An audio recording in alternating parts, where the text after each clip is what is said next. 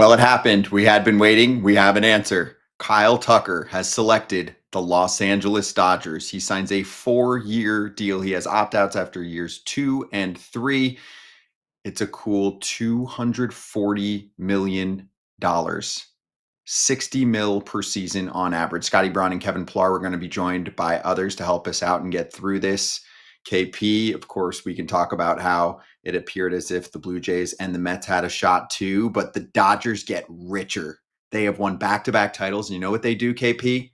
They don't stop. Edwin Diaz, come on down. Kyle Tucker, sure, best position player this offseason. We'll take him. Yeah, I mean it's a free market for all these teams to go out and bid for these players. And obviously there's going to be interest from every player wanting to join the Dodgers. They have a proven track record of making their players better.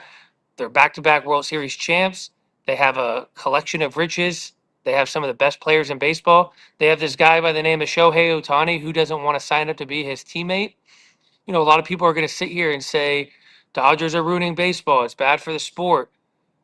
But everyone has an opportunity to go out and bid for these players. And we obviously don't know exactly what happens behind closed doors with the negotiations with these other teams. But, if you are close to another team and the Dodgers are in it, there's a chance the player is going to go to the Dodgers because of all those things I mentioned. And the Dodgers kind of been operating, with Kyle Tucker kind of in silence. You've kind of maybe always connected the dots. You could see how there was a fit, but at some point you're like, there's no way they're going to go out and get another player. And sure enough, the Dodgers do what they do. They go out, they change the game again, the highest AAV ever for a player, for Kyle Tucker to go play right field and bat somewhere in that lineup. It's crazy. Yeah, I didn't see it coming, but I'm also not surprised. We always hear this from Ken Rosenthal. He loves to use this terminology. Dodgers just hang around the backboard and they wait, and they have their plan. They want high average annual value and a shorter term contract than other teams will offer. They don't want to be tied up in something super long term. Wipe away the Shohei situation. There are many times where they've made offers like this.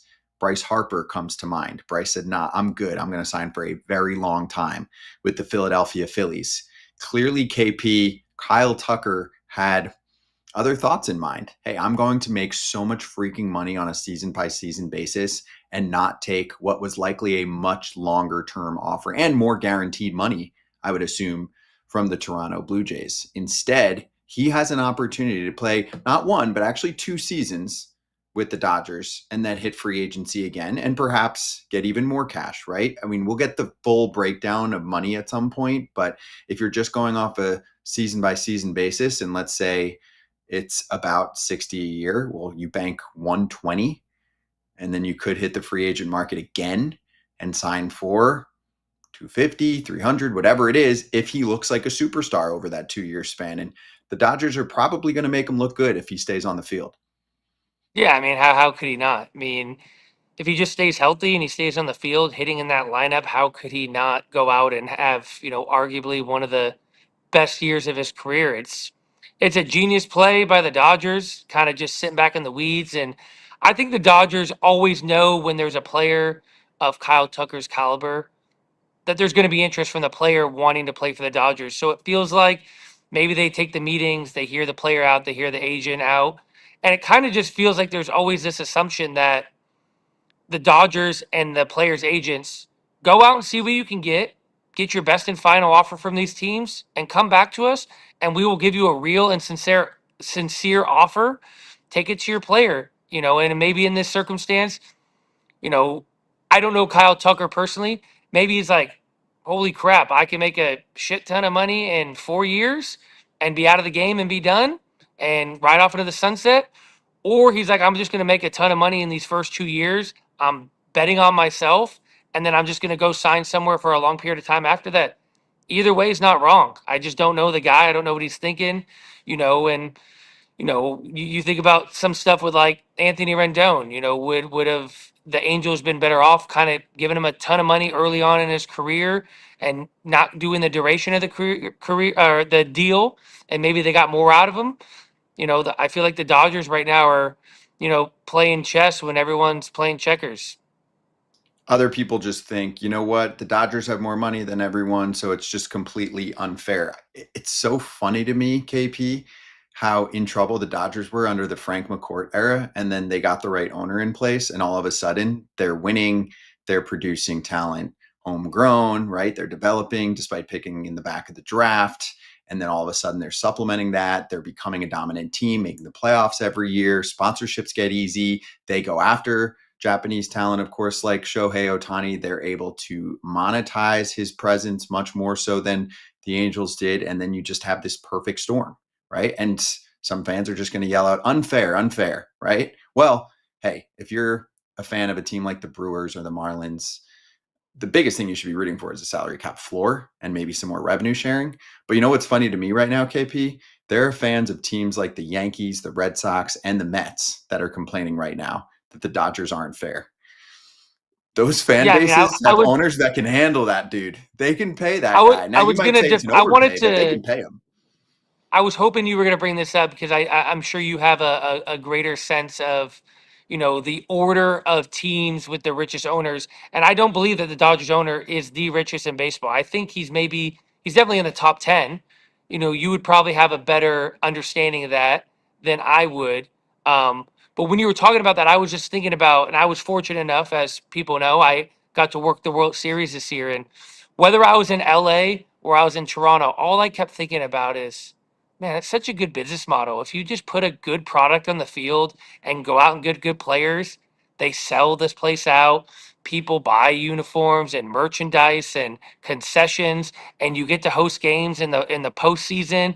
And tickets are going for who knows how much they're going for in the World Series in the postseason. It just seems like good business to me to go out and continue to put good players on the field and win, and your city gets behind it, and you go out and get international guys, and then their country, gets on board, and then you got fans from all over the world wanting to be Dodger fans or Blue Jay fans.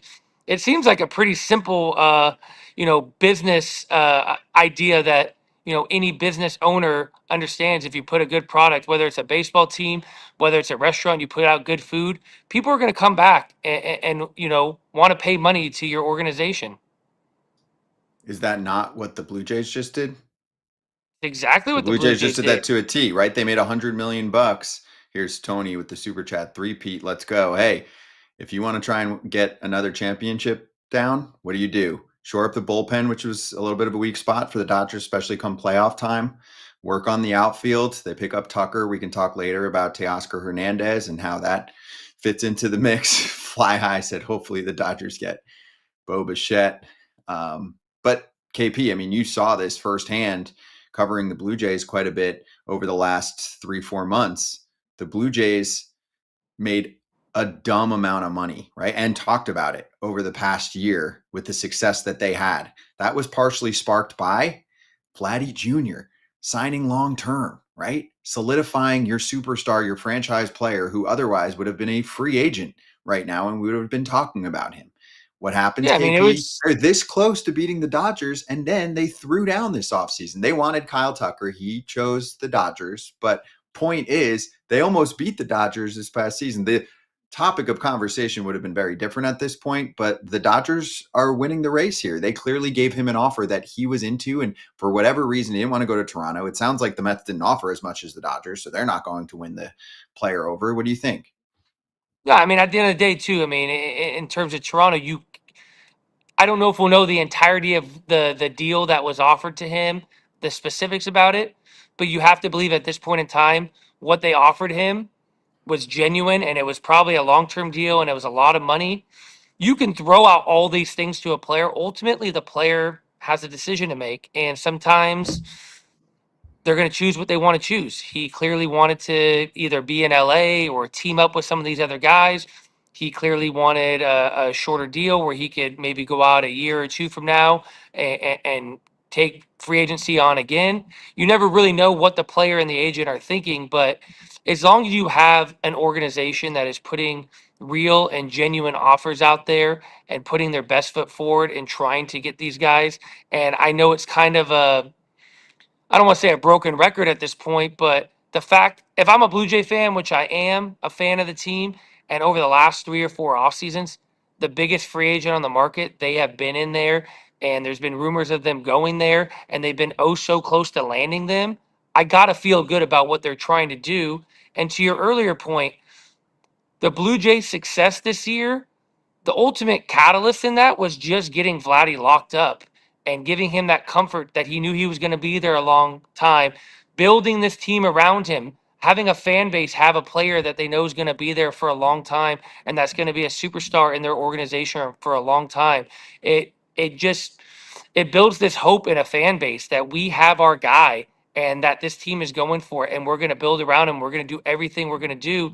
And like you mentioned, I mean, they were 4 outs away from, beating the World Series champs from the previous year. Ultimately the back-to-back champs and the Dodgers. They were 4 outs away.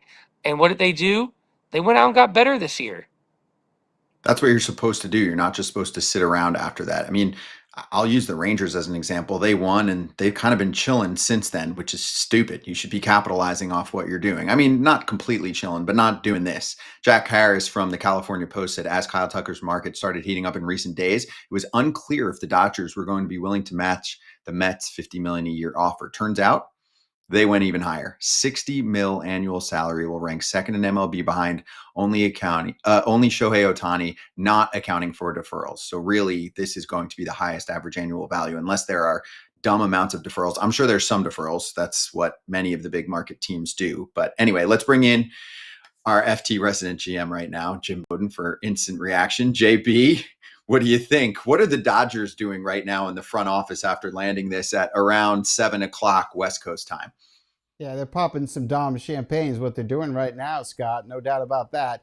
I mean, when we watch the Dodgers win their second consecutive World Series, and we watch them through the playoffs and the World Series, we looked at this team and we said, okay, what are the two weaknesses this team has? Number one, it's the ninth inning. They don't have an impact closer. Number two, they've got to improve the defense in right field. Teoscar Hernandez, all of his weaknesses defensively really showed up in the playoffs and the World Series. So what did Andrew Friedman, the president of the Dodgers, do? He went out and signed the best closer in the National League, the best closer that was available in free agency, and Edwin Diaz, took him from the Mets to be the ninth inning guy. And now he assigned the number one free agent that was out there this entire offseason in Kyle Tucker, a player who has all five tools. He's a 30 homer, 30 steal type of bat. He's a plus defender in right field, plus arm, plus base runner, complete player. And he just took the Dodgers and just once again took the team to another level. The contract, we got to wait to see what the deferrals and what the net present value is, but $60 million a year times 4 years. He has an opt-out after year 2. He has an opt-out after year 3. So he's got the flexibility to get out if he wants to get out. But it was very clear that he's not a New York kind of guy. He was choosing between Toronto and Los Angeles. And the truth of the matter is, in LA, he doesn't have to be the star. Shohei Ohtani's the star. Mookie Betts is the star. Freddie Freeman's the star. Yamamoto's the star. Tucker could just be a support player making $60 million a year. It's crazy. Where did things go wrong for me? I would have liked to have been a support player for $60 million. But my question for you though is, in what world do you envision Kyle Tucker opting out of a deal where he's making $60 million a year? What kind of year does he have to go out? What kind of numbers does he have to put up where you would feel, as the player or as his agent to be like, hey, let's go and test free agency again? Yeah, I think he's going to find out how much he likes Los Angeles, right? That's going to be the first part of this. If he wins a world championship, he's going to enjoy the winning. He's going to find out how much he loves living in Los Angeles. And then the other thing is, when you're 29 years old and you're 29, 30, 31, and 32, at some point in here, do you want to get the long-term deal before you're 32? And I think probably at some point, maybe he stays in LA for the 2 years or the 3 years, then opts out. But it's going to be better financially at some point, either after year 2 or year 3, to opt out and then get another. Maybe it's 5 years, 150. Maybe by then it's, who knows, 6 years and who knows how much money at that point. So I think having the flexibility to go back on the market, because at some point he's going to want to know, this is where I'm going to finish my career kind of contract, something he might have been able to get from Toronto, but wasn't going to get from LA or the Mets. So I like the flexibility he's been given. But he's in a great landing spot in order to win world championships and get paid an incredible amount of money. It's crazy. KP, do you want to ask your Toronto question? We haven't really gotten to it yet, but I mean, this team fell just short against the Dodgers in the World Series, right? And they've lost to the Dodgers on other free agents, so this one hurts a little bit too, right? Yeah, Yeah, I mean, look, sorry, I was going to say, I mean, the first thing that came to mind to me is, when it came to the difference between the Mets and what the Dodgers ultimately ended up offering, at some point teams are going to have to make that $10 million a year gap, if you want to try to, outbid the Dodgers. And it just kind of seems like what they did. If there's, maybe $1 or $2 a year difference, a player at that point is probably going to choose where they want to live. But when it's $10 million, that's a tough thing to say no to. yeah, it is. And I think the other thing, Kevin, though, is like I'm an Addison Barger guy. So if Toronto loves him in right field, I think he's got a chance to be a 30 home run guy. Like I'm a fan. So I think what's going to be interesting is, does Toronto pivot and improve their offer to Bichette? They've got a lot of competition right now with Bichette, right? Because you got Philly, you got Boston. You may have the Mets that decide to pivot after losing out on Tucker. It's going to be fascinating. But I guess I would ask you, do you think they're going to now turn around and make an effort, a better effort to bring Bo back? Because I know they wanted Tucker over Bichette. They wanted that left-handed hitter. But I'm thinking now they may shift gears and make a better effort to try to get Bo back. Yeah, I mean, I think that's the natural move that they do right now. But to your point, part of drafting and developing players is you hope you get an Addison Barger that kind of steps up and, you know, becomes this guy that you think he's going to be on a big stage. And at some point, you have to allow him to go out there and be an everyday player. Is Kyle Tucker a better player than Addison Barger? Sure. It's going to cost you a whole lot more money to have him. And then the same thing goes with a guy like Ernie Clement, who just kind of was, a utility guy that bounced around, and he shows up on the biggest stage and, sets a record for most hits in a postseason ever. And now a member of Team USA. At some point, do you give this guy the opportunity to be your everyday second baseman? I mean, those are the tough decisions. You would know more than me. You sat in a chair and had to make these tough decisions. But it feels like at some point, the Blue Jays just keep falling a little bit short with these free agents. And at some point, maybe they have to go out and just try to make a big splash in free agency and maybe go out and give Bo a little bit more money, or maybe an extra year, to continue building on what they've already done. Yeah, I would agree with you on all of those points. And I love Ernie Clement, but I think if I'm them and I'm watching how the Red Sox are improving, Baltimore is getting better. We know the Yankees are always going to keep getting better. I kind of feel like if I'm Toronto, I would make a bigger effort to get Bichette back. I mean, look, he's led the American League in hits twice. He's focused. He plays. He's a great teammate, as you know, and you've experienced it. He and Vladdy get along extremely well. I think he's such an important part of the fabric of the Toronto Blue Jays that I'll be surprised if they don't make a bigger effort, but it might be too late. I know the Phillies are working really hard to get it done, and my understanding is they're willing, because of his young age of 27, they're willing to go long distance in terms of a long-term offer to him. And I wouldn't be surprised if he ends up in Philly, but I'd like to see Toronto pivot tonight for Bichette and maybe improve the offer they have on the table for him. Hey, this is a great problem, or a great solution, I should say, for Bo. He didn't want Kyle Tucker to end up with the Blue Jays. That would take a suitor off the table for him. The Dodgers weren't signing Bo Bichette. So let me get back to the Dodgers for a moment. A couple of questions. We'll go roster construction and then big picture money after that. Teoscar Hernandez was floated around like we're listening about a month or so ago. I mean, technically, they can just flip him over to left field, right, and have Kyle Tucker in right. Do you think that's what they'll do, or do you think they'll start to kick up conversations again?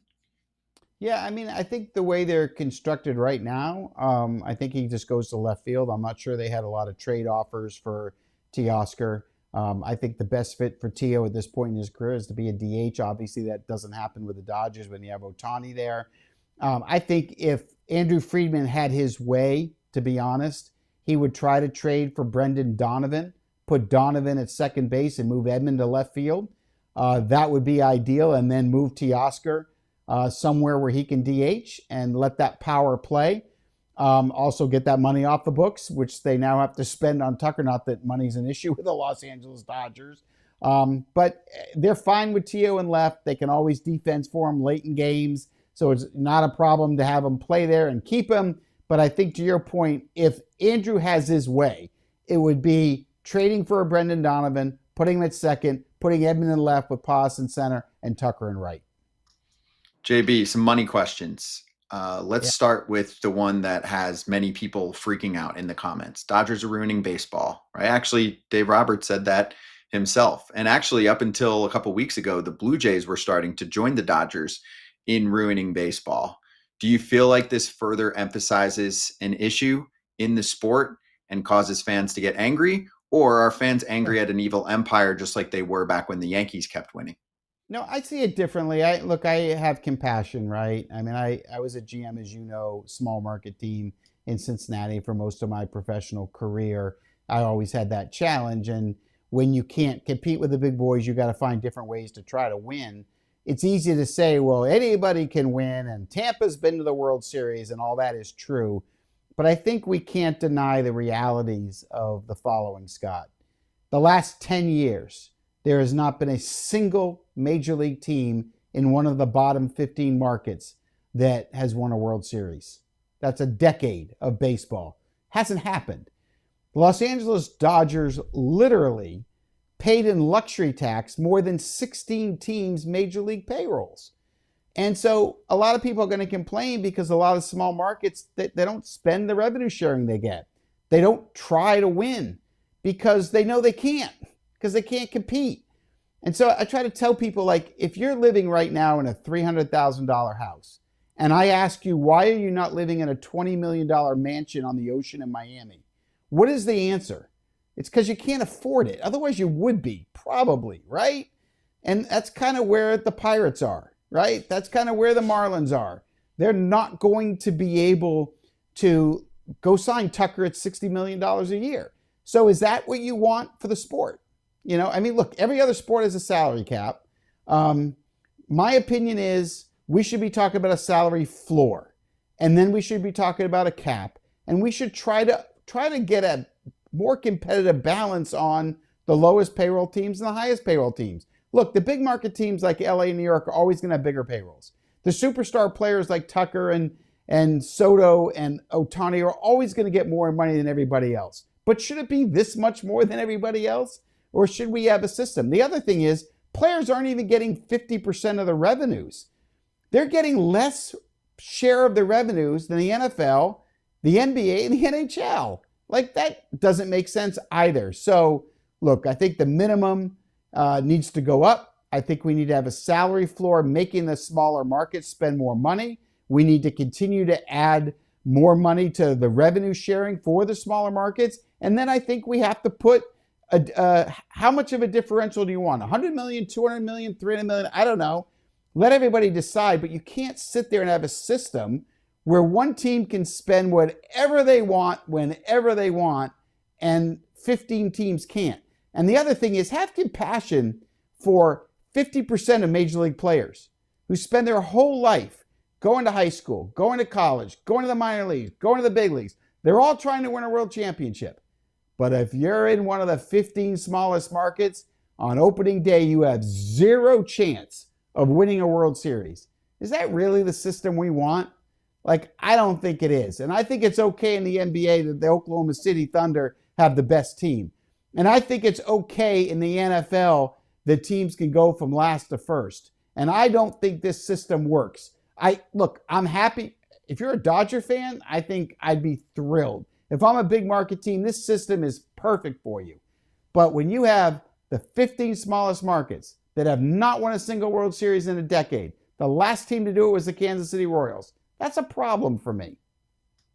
JB, did you think that the Diamondbacks had a chance in 23, or that the Brewers with the best record had a chance this past season? Not at all. It's a great point, because the Brewers had the best record in the regular season. And how many people thought they could beat the Dodgers? I know I wasn't one. And I watched those guys play each other. I think it's great that they were able to have the best record. I like the division they were playing in for that.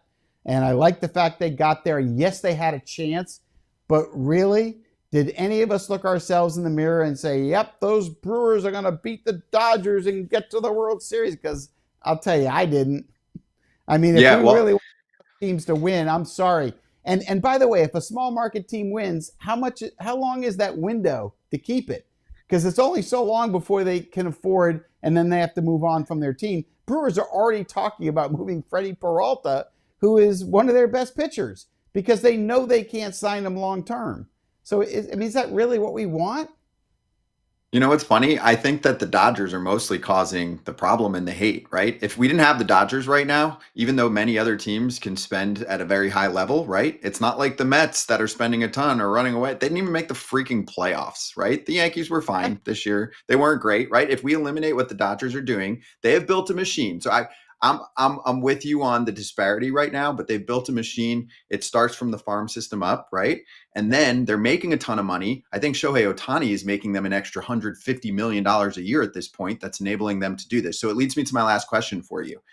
Kyle Tucker, we don't know the exact amount on deferrals, but is getting paid about $60 million a year. Now, that might go down on net present value based on how much money we get in deferrals, right? But $60 million a year, and the Dodgers are past all the luxury tax numbers, so that's 110% tax. So they are paying him, what, 130 or 40, something like that, mil is what it would cost him if there's no deferrals on the contract this year. So my question for you, is it worth it, right? Like Mark Bowman, who covers the Braves, just threw this out there. He's never had a 6+ WAR season, hasn't had a 5+ WAR the past 2 years, 2 seasons, 900 OPS, and just one of those was 920. And he gets $60 million a year. Do you think that Kyle Tucker is worth $135 million after luxury taxes go through? To the Dodgers, I do. Yeah, they have the money. They can deserve. They can pay it, and they have it. And yeah, I think he's a great player. I like. In fact, I didn't like the position the Yankees took, where they didn't think he could play in New York, because I think he can play in New York. I'm a fan of Kyle Tucker. He's just not. He's just not going to carry a team, right? He's not the face of the franchise. That's not the personality. But as a baseball player, oh, absolutely, I love it. And by the way, when you get the net present value, whenever we get the deferrals, which we haven't gotten leaked out yet, the number is going to be a lot less than this. I promise you. It's probably going to be in the 40s, to be honest. But we'll wait and see when we get that to make that determination. But yeah, he's that great of a player. And keep in mind what's happened with the Dodgers. They have one of the greatest minds in the game in Andrew Friedman. So you've got a small market genius running the large market Dodgers. And the Dodgers, every time they went and got Ohtani Yamamoto, what did they do? They did all these marketing deals all over Japan. They are so brilliant at what they're doing. They're bringing in so much revenue. They can afford to do all of this and more. And so the scary part for baseball is when you have a great mind like Andrew Friedman running a large market team, it's a machine. And by the way, I love their farm system. Zaire Hope, oh my God, I can't wait till he gets to the big leagues and he joins the outfield with Tucker and Pages. That is going to be phenomenal. They do everything right from the bottom to the top. Analytics, technology, science, scouting. They're the best all the way around. They're destroying people. And it's not just because of the money. I mean, look what the Mets are doing. I mean, come on, stop. At the end of the day, they deserve credit for the baseball moves they're making. But do they have a huge advantage financially? Yeah, of course they do. But they also have the baseball minds that are matching it, and that's what's been scary for the sport. And they're putting together one of the greatest dynasties in the history of Major League Baseball. This is incredible what they're doing. And it's also going to lead to a CBA that might cause a work stoppage, or at the very least is going to cause a salary floor and a salary cap. That's the one thing about this signing that it's going to do. It's probably that tip of the iceberg that's going to change everything going forward for the entire industry. Well, and don't forget they cleaned up the ninth inning a little bit too with Edwin Diaz. No big deal. So what a freaking offseason, man. Unbelievable. We'll talk more, of course. JB, thanks for hopping on with us. It was awesome. Appreciate you, man. Thanks. Wow, that's JB, Jim Bowden, resident GM. We're looking at Dodger contracts from June Lee online. He posted worth more than $100 million. You've got Glasnow, Will Smith, Freddie Freeman, Blake Snell, Kyle Tucker, Yoshi Yamamoto. He's pretty damn good. Mookie Betts, Shohei Ohtani. What did you think, KP, about what Jim said in regards to the Dodgers being unfair? That's the funny thing to me. If the Dodgers didn't exist right now, I don't think it would be as much of an issue, right? Like, sure, No, I mean, would fans want every team to spend the same amount, do the same everything, right? The same. Let's have the same robots on the field. Let's make everything exactly the same. That's stupid and boring. But my point is, it's the Dodgers that are bringing this front and center. It's not like we have every single big spender just swinging left and right and crushing everyone, right? I mean, the Mets are the prime example right now. They have and can spend as much as the Dodgers, and they've been pretty close with them. I know the Dodgers separate a little bit over the past year or so because they win so much more, so you're going to make more money when you win, but the Mets are capable of doing this, and they can't make the playoffs for 2 out of the past 3 years. yeah, I was sitting back, kind of just listening, observing what he was saying, and I mean, I have some compassion too, but in the same breath, I also understand if an owner can't go out and spend the money that he wants to spend or feels like he can afford to spend to go out there and try to win, there's always an option of selling your franchise. Steve Cohen bought the franchise and he's willing to spend money, but it hasn't worked. The Dodgers just happen to have the perfect balance of an ownership group that is willing to spend the money, and they also have a brilliant mind in Andrew Friedman, and they've been able to draft and they've been able to develop and they've been able to out tech and outthink and outdo everyone. And they also play in an unbelievable market in Los Angeles where a lot of players want to play. It's a historical franchise with a pedigree of winning. It's sunny Southern California. They draw 45, 48,000 fans a night. Who wouldn't want to be a Dodger?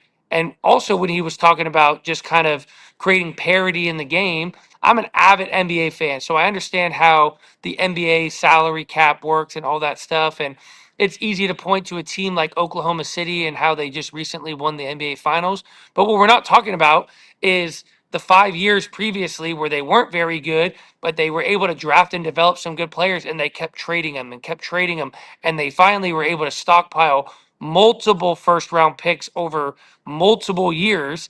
And they went out and they were able to win an NBA championship. And they're only getting better now because they still have first round draft picks that they're able to go out and get the best players in the NBA draft. It's just, I feel like teams can do it. It's just a matter of if they want to do it.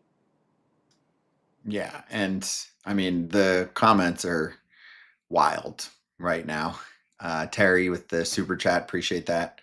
We're hustling late night with the crew. Opening day is going to be electric. We are also going to talk to Ken Rosenthal coming up in a moment to get his thoughts. Here's Showtime, not Shohei Ohtani, but in the comments, face it, the Dodgers are the best team in Major League Baseball. Just an incredible turn of events here. I really thought he was going to end up with the Blue Jays, and fans are obviously like, "Oh, Scott's glazing the Dodgers." Well, what? I mean, for being super successful, what we can't give praise to what they've done and for the signing. Again, we're talking about them not being the only team that can throw the hammer down. The Mets tried. They just came up short. We might end up finding out that the Mets put up a similar number in terms of net present value, right?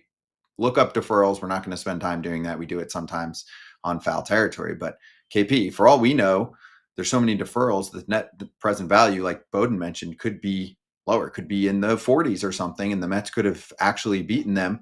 We'll find all of those details out at some point pretty soon. But regardless, I also did genuinely feel like Kyle Tucker did not want to spend time in New York with the Mets. I don't think he's that kind of guy. I've covered him quite a bit in my career, many interviews. It's not really his thing. He is more mild-mannered. Guess how much attention Kyle Tucker is going to get in LA? A lot less attention than he would have gotten in New York. You played for the Mets, right? You've spent time in LA. What's the ratio going to be? And actually, real quick, because then we got Ken ready to go, but the ratio of attention and pressure and all of that in New York, even versus LA, when you can be like sixth fiddle on the Dodgers. Yeah, I also don't think maybe some of the potential friction with what was going on in the Mets clubhouse is probably an ideal destination for, if you're choosing between the two teams. And you obviously, if you're a baseball fan and, maybe Kyle Tucker is, once his season was over and he's turning on the World Series. And you look at both of those teams, and maybe that's why they were the two finalists for his services, not necessarily because they were the last two teams standing, which he obviously wants an opportunity to win. But if you looked at both of those dugouts, they both looked like they were a ton of fun. The guys genuinely liked each other. It looks like an environment that you'd want to put yourself in. And, if you're a guy who doesn't want to be the face of a franchise, what better place to go hide than go play for the Dodgers? I mean, Mookie's arguably one of the best players in the game. Freddie's one of the best players in the game. Will Smith might be the best catcher in the game. We're talking about Max Muncy potentially hitting seventh or eighth in this lineup, you know, and all those guys are superstars. But when it comes to Shohei Ohtani, he is the one who gets all the attention. So if he just wants to go out and play baseball and help his team win and make a ton of money and not have to answer questions every single day or not have to carry the load, go hide in LA. Hey, let's get the scoop on this. Here comes FT Senior Insider Ken Rosenthal. Ken, I know you just posted an article in The Athletic. Tell us what you wrote about. What I wrote about was just the immediate impact on all three teams as far as the team they're going to put on the field next season. Now, of course, there is much more to this. I'm going to start writing again the moment we hang up. But this deal to me, Scott, was not that surprising. Now, the number is surprising. Yes, of course, $60 million a year. It's a record AAV. It's crazy. We need to hear the deferrals. We need to hear what the present day value of this deal is. It's not going to be $60 million. I can assure you of that. It might be closer to 40. I don't know yet. That is a critical detail that we have not yet heard. It will affect the luxury tax number, of course, and I don't know that it even matters to the Dodgers. They're already $35 million over the luxury tax before even agreeing with Kyle Tucker. So that is one element of this. But essentially for the Dodgers, what I wrote was they needed an outfielder. Remember, they were looking at, to start the season, if Tommy Edman was not ready to go from ankle surgery, they were looking at Teoscar Hernandez in one corner, Andy Pages in center field, and the other corner would have been Ryan Ward and Alex Call, perhaps platooning.